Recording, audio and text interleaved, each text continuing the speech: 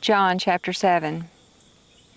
After these things, Jesus was walking in Galilee, for he was unwilling to walk in Judea, because the Jews were seeking to kill him. Now the feast of the Jews, the Feast of Booths, was near. So his brothers said to him, "Move on from here and go into Judea, so that your disciples also may see your works which you are doing. For no one does anything in secret when he himself is striving to be known publicly. If you are doing these things, show yourself to the world." For not even his brothers believed in him. So Jesus said to them, "My time is not yet here, but your time is always ready. The world cannot hate you, but it hates me because I testify about it, and its deeds are evil. Go up to the feast yourselves. I am not going up to the feast, because my time is not yet fully arrived." Now, having said these things to them, he stayed in Galilee. But when his brothers had gone up to the feast, then he himself also went up, not publicly, but as though in secret. So the Jews were looking for him at the feast and saying, "Where is he?" And there was a great deal of talk about him in secret among the crowds. Some were saying, "He is a good man." Others were saying, "No, on the contrary, he is misleading the people." However, no one was speaking openly about him for fear of the Jews. But when it was now in the middle of the feast, Jesus went up into the temple area and began to teach. The Jews then were astonished, saying, "How has this man become learned, not having been educated?" So Jesus answered them and said, "My teaching is not my own, but his who sent me. If anyone is willing to do his will, he will know about the teaching, whether it is of God, or I am speaking from myself. The one who speaks from himself seeks his own glory, but he who is seeking the glory of the one who sent him, he is true, and there is no unrighteousness in him. Did Moses not give you the law, and yet none of you carries out the law? Why are you seeking to kill me?" The crowd answered, "You have a demon.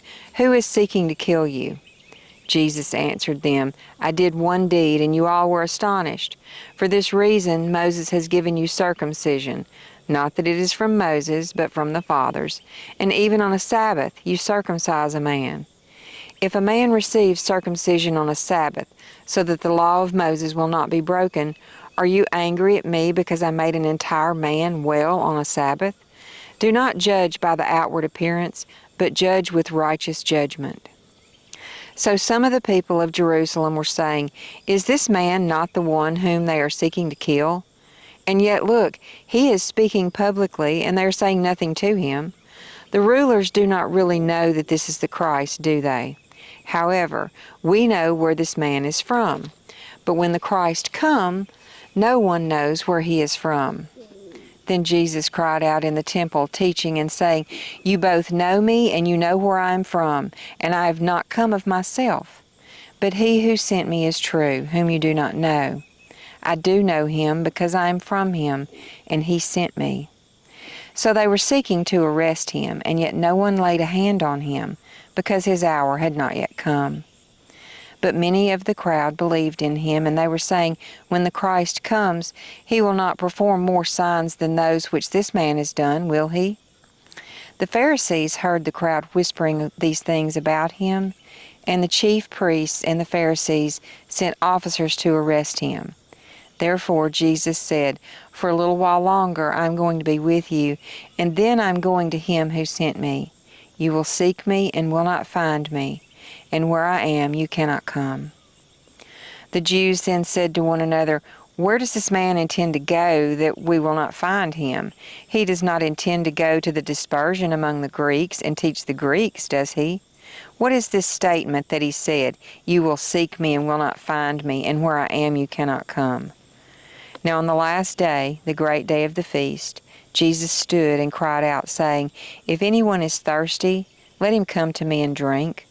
The one who believes in me, as the Scripture said, from his innermost being will flow rivers of living water." But this he said in reference to the Spirit, whom those who believed in him were to receive. For the Spirit was not yet given, because Jesus was not yet glorified. Some of the people, therefore, after they heard these words, were saying, "This truly is the prophet." Others were saying, "This is the Christ." But others were saying, "Surely the Christ is not coming from Galilee, is he? Has the Scripture not said that the Christ comes from the descendants of David and from Bethlehem, the village where David was?" So a dissension occurred in the crowd because of him, and some of them wanted to arrest him, but no one laid hands on him. The officers then came to the chief priests and the Pharisees and said to them, "Why did you not bring him?" The officers answered, "Never has a man spoken in this way." The Pharisees then replied to them, "You have not been led astray too, have you? Not one of the rulers or Pharisees has believed in him, has he? But this crowd does not know the law is accursed." Nicodemus, the one who came to him before, being one of them, said to them, "Our law does not judge the person unless it first hears from him and knows what he is doing, does it?" They answered and said to him, "You are not from Galilee as well, are you? Examine the Scripture and see that no prophet arises out of Galilee." And everyone went to his home.